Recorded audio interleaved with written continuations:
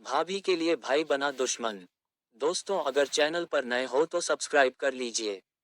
खेतों का काम निपटा कर सुखविंदर सिंह ने दोपहर का खाना खाने के लिए घर जाने से पहले जानवरों के कमरे में जाकर उनका चारा वगैरह देख लिया था। पूरी तरह संतुष्ट होकर वह घर के लिए चल पड़ा। उसके खेतों से कुछ दूरी पर कुलदीप सिंह के खेत थे। उसके आगे लखविंदर और जसबीर के खेत थे। चूंकि कुलदीप दूर के रिश्ते में उसका भाई लगता था और गांव जाने का रास्ता उसके खेतों से था, इसलिए उसने सोचा कि वह उससे भी पूछ ले कि अगर वह भी घर चल रहा है तो दोनों साथ साथ बातचीत करते चले जाएंगे। यही सोचकर सुखविंदर खेतों में बने कुलदीप के नलकूप वाले कमरे की ओर बढ़ा। जैसे ही वह नलकूप की टंकी के पास पहुंचा, उसके पैर जहां थे वहीं रुक गए। उसका शरीर कांप उठा और मारे डर के उसका चेहरा पीला पड़ गया। एकाएक उसके मुंह से कोई आवाज नहीं निकली।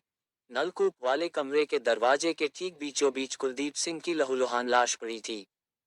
उसके सिर, पेट और शरीर के अन्य अंगों से खून अभी भी रिस रहा था। कुलदीप को उस हालत में देखकर सुखविंदर घबरा गया। उसे कुछ नहीं सूझा तो वह तेजी से गांव की ओर भागा। गांव पहुंचकर सीधे वह कुलदीप के घर पहुंचा और एक ही सांस में उसकी पत्नी करमजीत कौर को पूरी बात बता दी। संयोग से उस समय करमजीत कौर का भाई रछपाल सिंह भी बहन से मिलने आया था। सुखविंदर की बात सुनकर करमजीत कौर भाई रछपाल, सुखविंदर और गांव के कुछ अन्य लोगों के साथ खेतों की ओर भागी। नलकूप पर इन लोगों ने जो देखा, सबकी सांसें अटक गईं। करमजीत तो दहाड़ मार कर पति के ऊपर गिर पड़ी। कुछ लोगों ने कुलदीप की नाड़ी देखी तो पता चला कि वह मर चुका है। तुरंत इस बात की जानकारी पुलिस को दी गई। ये घटना 9 सितंबर 2015 की है। हत्या की सूचना मिलते ही थाना सुल्तानपुर के थाना प्रभारी inspector Harpreet Singh, SI Jaspreet Singh, ASI Lakhwinder Singh, head constable Jaswinder Singh, Watan Singh, Sukhdev Singh और कमलजीत सिंह के साथ गांव माछीछोआ पहुंच गए। अब तक वहां लगभग पूरा गांव जमा हो चुका था। हत्या की सूचना मिलने के तुरंत बाद हरप्रीत सिंह ने घटना की सूचना एसपी डी जगजीत सिंह सरोआ के साथ साथ क्राइम टीम को भी दे दी थी। इसलिए उनके घटनास्थल पर पहुंचते पहुंचते क्राइम टीम भी पहुंच गई थी। हरप्रीत सिंह ने लाश का गहराई से निरीक्षण किया तो मृतक के सिर और पेट पर चोटों के गंभीर निशान नजर आए। शायद वे किसी तेजधार हथियार से किए गए थे। यही गंभीर चोटें मौत का कारण बनी थीं। उन्होंने आसपास का भी निरीक्षण किया कि शायद कोई ऐसी चीज मिल जाए जिसकी मदद से जांच आगे बढ़ सके। बहरहाल, क्राइम टीम को जो सबूत मिले, उन्हें कब्जे में ले लिए तो हरप्रीत सिंह ने अन्य औपचारिक कार्रवाई निपटाकर लाश को पोस्टमार्टम के लिए सरकारी अस्पताल भिजवा दिया। इसके बाद थाना लौटकर उन्होंने मृतक की पत्नी करमजीत कौर की ओर से कुलदीप सिंह की हत्या का मुकदमा अज्ञात लोगों के खिलाफ दर्ज कर दिया। इसके बाद इस अंधे कत्ल के खुलासे के लिए एसएसपी राजेंद्र सिंह ने सीआईए स्टाफ की एक टीम गठित कर दी। काफी प्रयास के बाद भी पता नहीं चला कि कुलदीप की हत्या किसने और क्यों की थी। पहले पुलिस ने इस हत्या को अवैध संबंधों से जोड़कर देखा और अपने कुछ मुखबिरों को करमजीत कौर पर नजर रखने के लिए लगा दिया। मृतक कुलदीप की भी कुंडली खंगाली गई। पुलिस को संदेह था कि अवैध संबंधों में रोड़ा बनने की वजह से करमजीत कौर ने ही पति को मरवा दिया होगा। इस बात पर भी गौर किया जा रहा था कि कहीं कुलदीप के ही किसी से नाजायज संबंध न रहे हों और उसके घर वालों ने कुलदीप को रास्ते से हटा दिया हो। थाना सुल्तानपुर लोधी पंजाब के जिला कपूरथला के अंतर्गत आता है। इसी थाने का एक गांव है माछोछिया, जिसमें सरदार समुंदर सिंह परिवार के साथ रहते थे। उनके पास काफी उपजाऊ जमीन थी, गांव में पक्का मकान था। खेतों से इतनी पैदावार हो जाती थी कि साल का खर्च निकालने के बाद भी उनके पास काफी कुछ बच जाता था, जिसमें से गुरु का आदेश, वंशक को मानकर काफी पैसा वह गरीबों और जरूरतमंदों को दे देते थे। कुल मिलाकर समुंदर सिंह अपने नाम की ही तरह नेकदिल और दरियादिल थे। उनके परिवार में पत्नी के अलावा 3 बेटे थे। बड़ा कुलदीप सिंह, उससे छोटा अंग्रेज सिंह और सबसे छोटा रंजीत सिंह। रंजीत सिंह थोड़ा मंदबुद्धि था, जबकि अंग्रेज सिंह काफी चालाक और शातिर दिमाग था। वह जिस तरह का दिखाई देता था, उस तरह का था नहीं। बड़ा कुलदीप सिंह पिता की ही तरह धार्मिक सोच वाला सीधा साधा नेक इंसान था। दूसरों और जरूरतमंदों के काम आना उसे अच्छा लगता था। उसकी व्यवहार कुशलता और स्वभाव की वजह से गांव में उसकी बड़ी इज्जत थी। सभी उससे प्यार भी करते थे। जबकि उसके छोटे अंग्रेज सिंह को गांव का कोई भी आदमी पसंद नहीं करता था। तीनों भाई अपने पुश्तैनी मकान में एक साथ रहते थे। हरप्रीत सिंह ने मृतक की पत्नी करमजीत कौर और गांव वालों से पूछताछ की। सबका यही कहना था कि कुलदीप की किसी से न कोई दुश्मनी थी और न अदावत। वह सबके काम आने वाला इंसान था। लोग उसकी बहुत इज्जत करते थे। मुखबिरों से बात की गई तो उन्होंने बताया कि मृतक और उसकी पत्नी करमजीत कौर का चरित्र एकदम पाक साफ था। ना तो मृतक के किसी औरत से नाजायज संबंध थे और न ही करमजीत कौर की किसी अन्य मर्द से बोलचाल थी। कुलदीप पूरा दिन अपने खेतों में व्यस्त रहता था। फालतू बातों के लिए पति पत्नी के पास जरा भी समय नहीं था। मुखबिरों ने यह भी बताया था कि यह काम किसी बाहरी आदमी ने किया है। हरप्रीत सिंह ने मृतक के रिश्तेदारों तथा अगल-बगल के गांव वालों से भी पूछताछ की, लेकिन इसका भी कुछ नतीजा नहीं निकला। हर किसी ने मृतक की तारीफ ही की। किसी ने उसके खिलाफ एक शब्द भी नहीं कहा। जब इस मामले की जांच आगे नहीं बढ़ सकी तो एसएसपी राजेंद्र कुमार ने 3 टीमें बनाकर जांच में लगा दी। थाना प्रभारी हरप्रीत सिंह ने इस मामले को चुनौती के रूप में लिया। उन्हें लगता था कि कहीं कोई ऐसी बात है जो उनकी नजरों के सामने नहीं आ रही है। हरप्रीत सिंह ने मृतक के छोटे भाई अंग्रेज सिंह को बुलाकर पूछताछ की तो उसके बयानों में तमाम बातें विरोधाभासी मिलीं। वह किसी भी सवाल का सीधा जवाब नहीं दे रहा था। वह हर बात को घुमा-फिरा कर ही कहता था। पूछताछ के बाद उन्होंने उसे जाने तो दिया, लेकिन उस पर नजर रखने के लिए अपने कुछ चालाक मुखबिरों को लगा दिया। 2 दिनों बाद ही मुखबिरों ने अंग्रेज सिंह के बारे में जो सूचनाएं दी, उसे सुनकर हरप्रीत सिंह को लगा कि अब हत्यारे उनकी पहुंच से ज्यादा दूर नहीं हैं। हरप्रीत सिंह अंग्रेज सिंह को पकड़कर थाने ले आए और सख्ती से पूछताछ शुरू कर दी। हर अपराधी की तरह अंग्रेज सिंह भी खुद को निर्दोष बताता रहा। लेकिन हरप्रीत सिंह के पास जो सबूत थे उन्हें सामने रखकर जब पूछताछ की तो वह टूट गया और उसने भाई की हत्या का अपना अपराध स्वीकार कर लिया।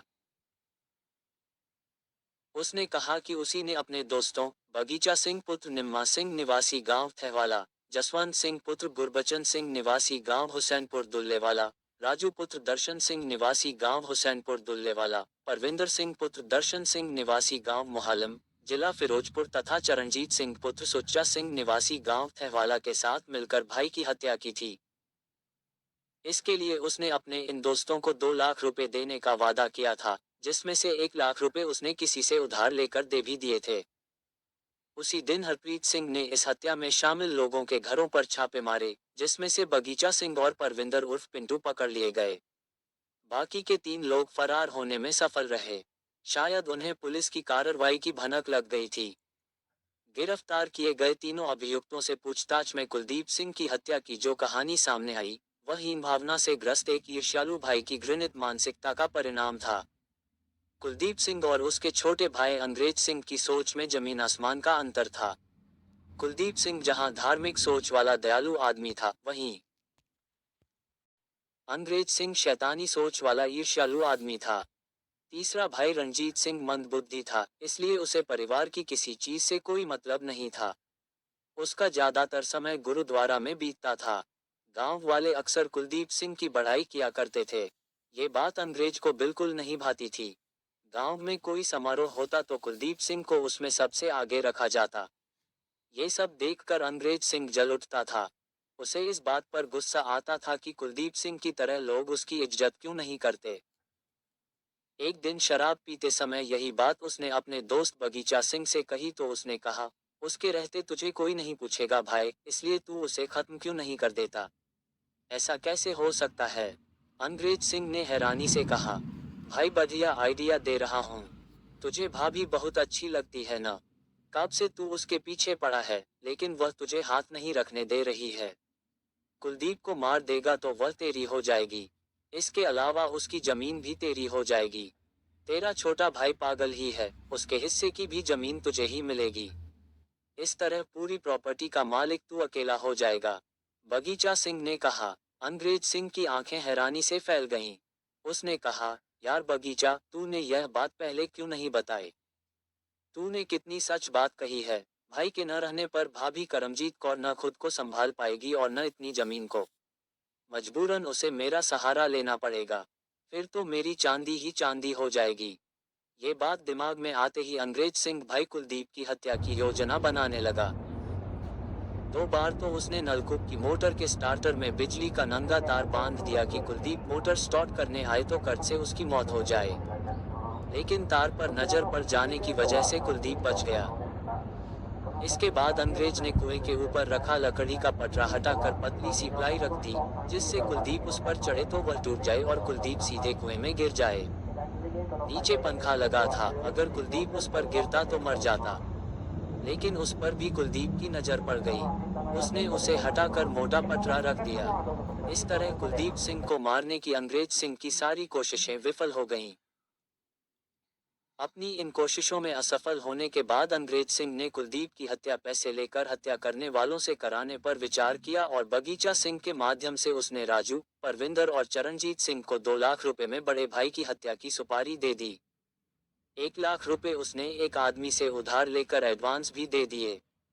रुपए देने के बाद अंग्रेज सिंह ने पांचों को पिस्तौल खरीदने के लिए उत्तर प्रदेश भेजा। ये सभी बरेली, अलीगढ़ आदि शहरों में घूमकर 7 सितंबर को लौट आए। इन्हें कहीं पिस्तौल नहीं मिली। आखिर में तय हुआ कि किसी तेजधार हथियार से कुलदीप सिंह की हत्या कर दी जाए। 9 सितंबर की दोपहर को जब कुलदीप सिंह खेतों का काम निपटा कर मोटर बंद करने के लिए नलकूप के कमरे में गया तो वहां बगीचा सिंह और परविंदर उर्फ पिंटू पहले से बैठे थे। कुलदीप मोटर बंद करने के लिए जैसे ही कमरे में घुसा, दोनों ने एकदम से कुलदीप पर हंसिया और चाकू से हमला कर दिया। अचानक हुए इस हमले से कुलदीप चकरा कर जमीन पर गिर पड़ा और कुछ देर तड़प कर मर गया। कुलदीप सिंह मर गया तो अंग्रेज सिंह बगीचा और परविंदर को अपनी मोटरसाइकिल से सुल्तानपुर लोधी छोड़ आया। इसके बाद घर लौटकर वह इस तरह सामान्य बना रहा, जैसे उसे किसी बात का पता ही नहीं है। इंस्पेक्टर हरप्रीत सिंह ने मुखबिरों को अंग्रेज सिंह के पीछे लगाया ही था। उसी समय उसके फोन की कॉल डिटेल्स भी निकलवा ली थी। इसी कॉल डिटेल्स से पता चला था कि कुलदीप के कत्ल वाले दिन 9 सितंबर को कुलदीप की हत्या से कुछ देर पहले और बाद में अंग्रेज सिंह ने 4-5 लोगों से 60-70 बार बात की थी। उन्हीं 5 नंबरों से ही अंग्रेज सिंह के 5 साथियों का पता चला था। बहरहाल, गिरफ्तार अंग्रेज सिंह, बगीचा सिंह और परविंदर का बयान लेने के बाद उन्हें अदालत में पेश करके 2 दिनों के पुलिस रिमांड पर लिया गया।